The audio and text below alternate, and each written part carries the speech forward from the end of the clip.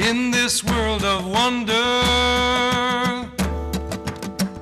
Circle where we all belong. Voice of 1,000 tribes. Tunza. Circle where we all belong. Where we all belong. Pulse of the human heart. Tunza. Circle where we all belong. Where we all belong. Circle where we all are free. Circle where we all belong. Where we all belong. Where we all belong. Where we all belong. Today's show is on music and its role in social change. And you just heard during the opening introduction to our show, Circle Where We All Belong, which is an Earth Charter-inspired song by Raffi, the global troubadour. Raffi was kind enough to compose this song for us, as well as to sing it, and he did even more than that. He distributed, or gave us, 10,000 CDs that he paid to have an international grassroots distribution of the song at our Earth Charter Community Summits in wait a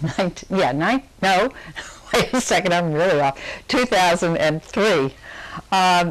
Raffi is known for many of his children's songs like Baby Beluga, but what you might not know is he won an Ecology Award from the United Nations for his work, and so we're really very grateful to Raffi for the song. On today's show, you're going to meet Randy Wynn, who's the program director at WMNF Community Radio Station here in Tampa, and Tony Green, who's a former music critic for the St. Petersburg Times in Florida, and also Dr. Marilyn Meyerson, who's an associate professor in women's studies at the University of South Florida. We are very grateful to Randy Wynn and to WMNF for allowing us to use the cuts for the songs that you will hear during this show from their very extensive archives.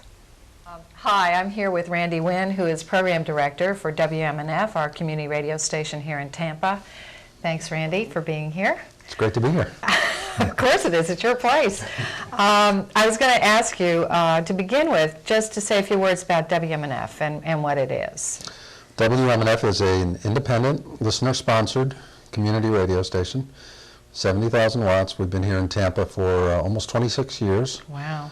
And we're in our beautiful new building, which is paid for by listeners but in the community. No corporate money, no state money. This is all I think that is fantastic. a great building that's a tribute to the whole community.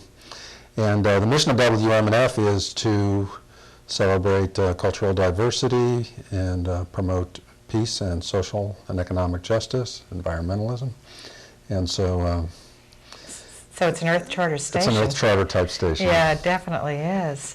And isn't it at one of the top 2 listener-supported community radio stations in the country? Well, there's all sorts of different ways to measure it, but by any measure, we're one of the most successful community radio stations in the country. Yeah, I know. We're lucky to have you. I want to ask you, when I talk about or mention music and its role in political and social change, what comes to your mind? What stands out as some of the music that you think about, or movements that have been, music's been important to? Well, I think what really stands out is the 60s, where there were a number of movements where music played a huge role. The civil rights movement with songs like We Shall Overcome. We shall overcome. And the anti-war movement with Feel Like I'm Fixing to Die. Yeah, come on, all of you big strong men. Uncle Sam needs your help again. You know, the music gave these movements a sense of community and togetherness that sometimes, just speeches and rhetoric that doesn't Yeah. Do you think that's because music moves us differently, generally speaking, than words do, or how music accesses us? I think we receive it in a different way, and so some people get a message through music that they might not get in another way. Well, what makes a song work then? I mean, because there's been different music, songs played for different movements, but there are some that when you say, "We shall overcome," everybody gets a visual that goes with that, gets a feeling that goes with that. What makes some of these songs really work for folks? Well, I think they usually have a lyric that is powerful. Sometimes it's satirical and funny. Usually a great protest song is one that can be sung along to pretty easily. Yeah, that's what I was thinking. With a refrain in it that we kind of doesn't stretch our singing ability too much. Right. I mean, anybody can sing "We Shall Overcome," and anybody can sing, 1, 2, 3. What are we fighting for? Yeah. Yeah. Isn't there another one about "Give Peace a Chance"? Was that? "Give Peace a Chance" was another one, and of course, that's you don't have to be a great knower of lyrics to be able to sing the refrain to that one. So. Well, okay, so that was the peace movement, the civil rights movement. What about the labor movement? The labor movement's best songs go back to the 30s and 20s with the great labor struggles during those years. Which side are you on, boys? Which side are you on? Which Side Are You On? Okay. One of the great songs, really putting it out there to people. Are you with us or are you against us? Against us, yeah. And so the labor movements had songs, and and then as politics have changed, songs take on a different orientation. Now, I don't think, we were talking about this a little before, the women's movement doesn't really have anthems that have crossed over so that everybody knows them. There have been a lot of great songs for the women's movement. Holly Near has done some great songs, Sweet Honey in the Rock. And we are singing for our love. But I can't think of a women's anthem that really you would know if you didn't listen to WMNF. Right, right. We play them here. Yeah, yes, you do. And yeah, the songs, I think, individual women have recognized as important, or maybe groups of women, but at one that has spread through the movement, I thought maybe I just missed it. That's why I asked you earlier, because I couldn't remember a song that everybody was felt they could congeal around. Yeah, I mean, I can name songs written by women that were really powerful. I think Holly Near's song "It Could Have Been Me" is a really powerful song. There's been some great ones, and then in the '90s, I think one of the best protest songs that got WMNF in trouble because it was such a strong song was Iris DeMent's "Wasteland of the Free." We got politicians running races on corporate cash. Now don't tell me they don't turn around and kiss them people's ass. Oh, tell me about that. That's this powerful protest song that she put out, and I believe it's 1997 or 98, and it just ripped the hypocrisy of the churches and the war machine, and we played that song a whole lot, and we got in a major battle with one of the conservative legislatures in our area, State Senator John Grant, and he cited that song as a reason why WMNF should not get state funding. I do remember the controversy, yes. It was such a powerful song. He heard it on the radio and said, "I can't support a station that talks about politicians kissing corporations' ass." And of course, he was successful in denying us funding for a year. I do. And we didn't stop playing the song. In fact, we went on the air as soon as we were denied the funding. Played that song pretty much once an hour for a day, and raised all the money, more than the money that was cut. Yeah, I heard one day. stories. People were stopping by and dropping off their checks to you in protest. It was the most free speech. unbelievable fundraising. People who care about free speech, and people who just don't want politicians telling us what we Yeah. can and cannot play. Yeah. But that shows you how strong a song can be, that a conservative politician says we can't allow that. Thank you, Randy, for being here and letting us interview you today. And thanks, Jan, for all that you do. Thank you. I'm sitting with Tony Green, who will be speaking to us about the role of music in social change. Tony is a musician. He has been a music critic for the St. Petersburg Times. He also writes for Slate magazine. He's written for the Village Voice, for Vibe, for Rolling Stones, and he also is a teacher at Clearwater High School? Intermediate school. Intermediate school here in Florida. What do you teach? Language arts and social studies. Okay. Tell me, when you think about music and social change, what comes to your mind? What comes to my mind?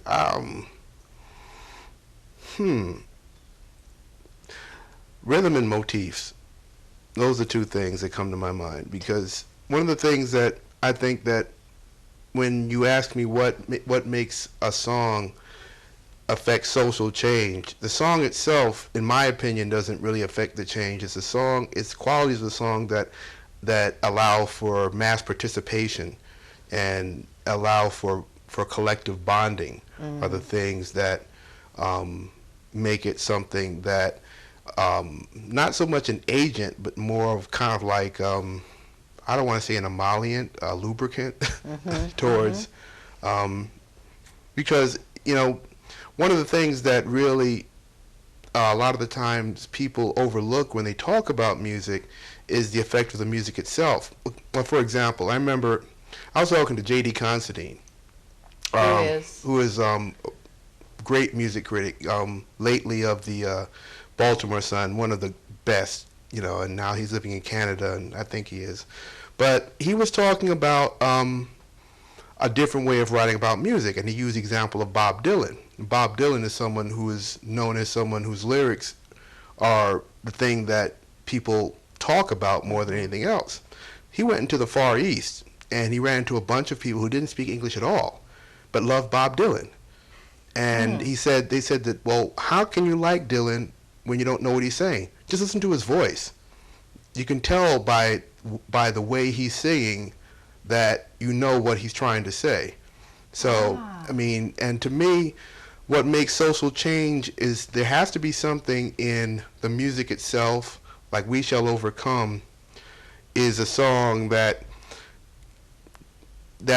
could cross over and allow participation outside of the black community.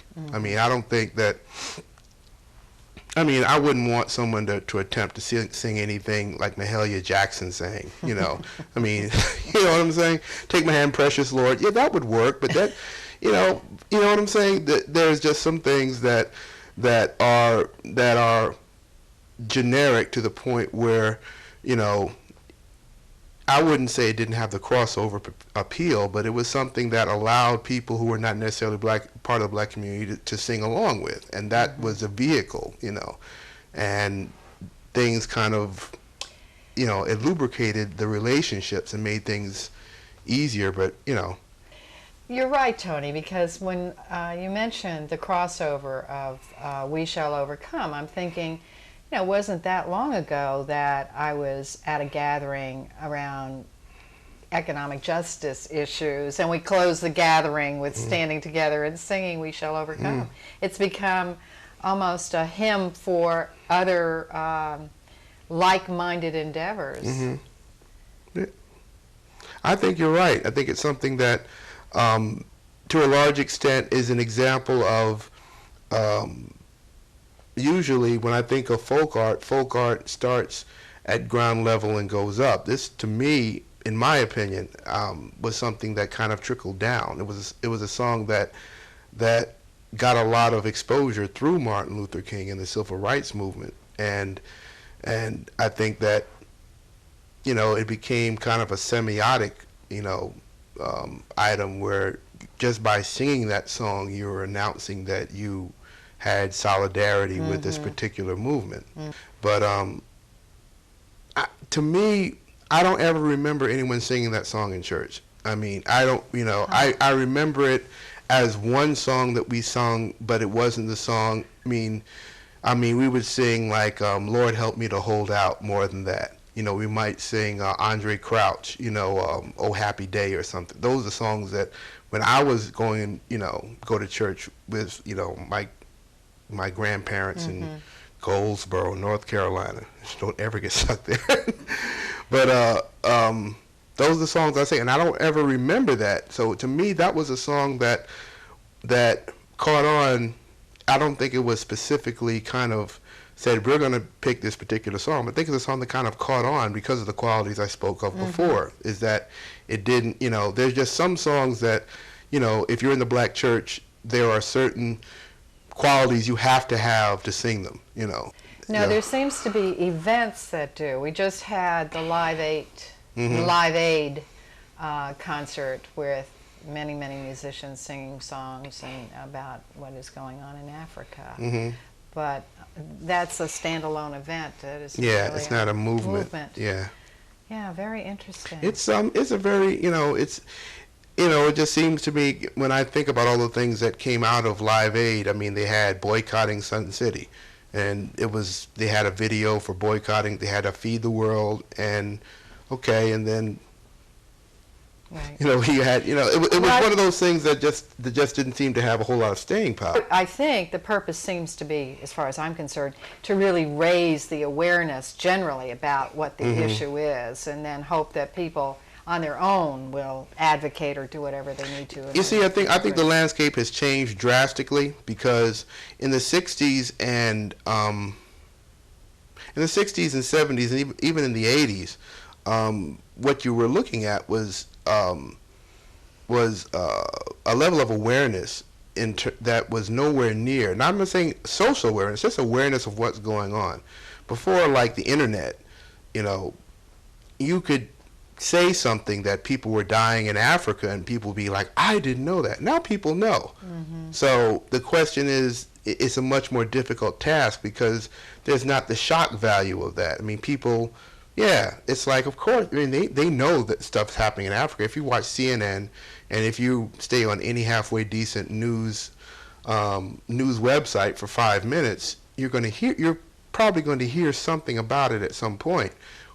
You know, and this is just me speaking, but I just think that that as politically unaware as people are, I always tell people, I says, you know, back in the 60s, I mean, I always tell people, how aware could you say people were when you had like British art students teaching us about the blues, you know, which is our music. I mean, so it was almost like, you know, that something was inconceivable today, you know. And I think that we're dealing with a much more, I want to say, jaded, I would say information saturated audience, and it's really tough to really grab their attention sometimes.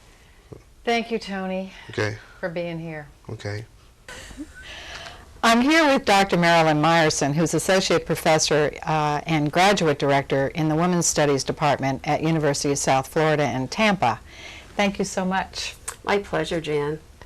I've known you for a long time, Marilyn, but I think your involvement in the women's movement even predated my taking your human sexuality class in 1970 something or other. So yeah, I got involved with the women's movement and politics in general in grad school. So we're talking like 1967, around then. And I was very involved in civil rights and anti-war stuff, and was part of a growing group, an emerging group of women between men and women within those movements, which were in name so very progressive, but in reality still had second-class citizens.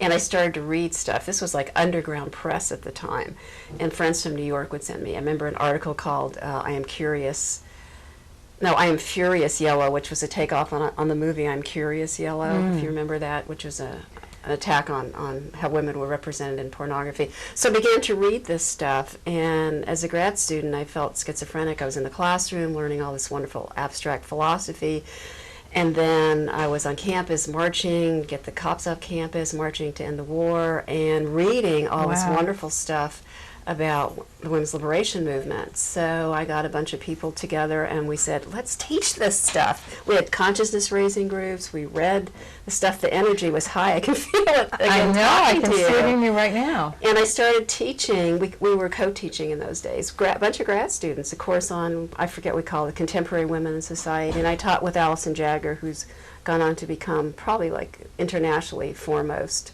feminist philosopher. And that helped me get the job here because I'd had that teaching experience. Well, what particularly, though, lit your fire for this? I mean, did you come from a background of activist parents? Or Very politically progressive parents, very much so. So I did have that. And I did some anti-war and peace stuff as an undergraduate. But I remember reading an article. It was Vivian Gornick.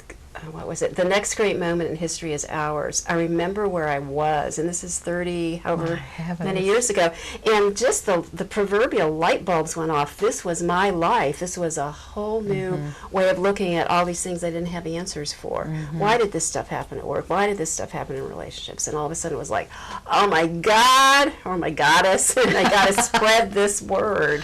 Wow, Marilyn. So that's how I got involved. Yeah.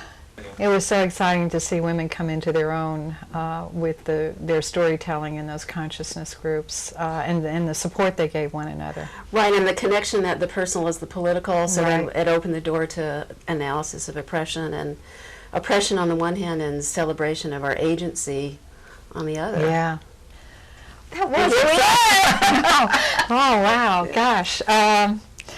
All right, well, let's get back. How about the music? Because I know you have a history and interest in music. I was really excited about music, and I was, as a grad student, when I was a grad student, married to a guy who was really knowledgeable about music stuff also. And each of us and other grad students we knew, each had one night on the campus radio station after midnight. And we had After midnight. yeah, it was because we had to go after the regular programming, and we had music shows. And I did a lot of women interpreting other people's music and looking at images of women in music. And I made a tape that I thought about. I told you I can't find it. It was Sexism in Music. Did it around 69, 70. So bringing your music, your interest in music, together with the women's movement. I've done 2 other interviews for this show about the role that music plays in social change movements, and our last interview we talked quite a bit about the civil rights movement and Martin Luther King's speeches and the music that came out of that. But so far, I haven't, Randy Wynn at WMNF made a stab at what he thought may have been an anthem for the women's movement, but I don't recall any anthems, and do you? I don't either. I know there was, some people would probably say Holly Near and Chris Williamson, Yeah. that their music was anthems, and I think they were both wonderful musicians and songwriters, but I never really got into the music because given where how my tastes had evolved, that music was too soft for me. And I mean, a woman singer I dearly love was Janis Joplin. And I have to show you this bottle. Do show the bottle. Janis Joplin and Big Brothers and the Holding Company came to Buffalo when I was a grad student, and my husband and I and some other people were the music committee. And Janis went to the liquor store and bought this Courvoisier cognac bottle because they didn't have Southern Comfort in Buffalo, and drank this whole thing during the concert, and then inscribed it to us, and it's got a name on it, and I got it in the divorce settlement. Oh, that's wonderful. And it sits on your desk all the time? No, actually, I keep it at home. It's too precious. Yeah, it is. But the raw energy that she had Right. was the music that most thrilled me and that inspired me to do whatever I was doing. Okay, and you didn't find that in the women's music. The only, and I mean, that's me personally. right, I know. Yeah. But the song that I could remember came afterwards, which was "I Am Woman, Hear Me Raw," and as you've pointed out, very commercial song. Which isn't to say I didn't like it, Right. but it was not. It just seemed it was on another level. Yeah. What are your thoughts about why the women's movement didn't have an anthem? It's because I think the way the women's movement, especially in the beginning, gave birth to itself was different in different locales. And the women that I connected with were mostly college women, although we networked with women who lived in the city as well, and working class women and women of color. So we did have coalitions, but again, my memory, like yours, is what we did when we got together is we talked, and we ate, and we Cried. and we laughed, and all those kinds of things. Yeah. But I don't have the visceral memory of what the music was. Yeah. So that was my experience, and I'm guessing it was somewhat generalizable. And then the whole notion of women's movement, I think, came a little bit later. I think it came, even if it was only 3 years later, that's still later. I mean, that's almost like another generation, I think. When you begin to have like the Women's Music Festival, Yes. and cultural feminism was really in its heyday and really flourishing, and there was so much celebration of the things that women were doing, and I was just kind of on a slightly different path. Yeah. And so it might be a generational thing. It might be, and how would we know, being of a similar generation? I want to thank you for sharing your thoughts. What was your favorite song during that period of time? I know you love Janis Joplin, but was I also there... love Joan Baez. Oh, yeah, yeah. Do I have a favorite song?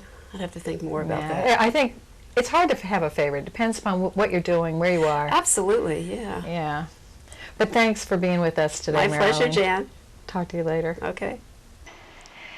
It was interesting for me today to learn, while talking to all those wonderful people, that there really hasn't been an anthem since the anti-war peace songs, the feminist movement, the anti-globalization movement. And so I think it's important that we have songs for the movement that we're doing with the Earth Charter. And I'm grateful for the Earth Charter inspired song. I'm also that Raffi did, and he did it. What's great, he did it with a samba beat because the Earth Charter was first attempted at the 1992 Rio Summit. However, I'm also wanting more. I'm wanting a song that has the words Earth Charter in it, and I can't help but remember when Raffi was working on that song, it was at a Positive Futures retreat that David Corton and Fran Corton and Yes Magazine hosted in Seattle. And just kidding around one night, Raffi started singing Earth Charter, and I kind of like that. So on my way to the studio today, I was thinking, Earth Charter, we're all in love with you. Earth Charter's for you. That one won't fly, but come up with something, will you, folks?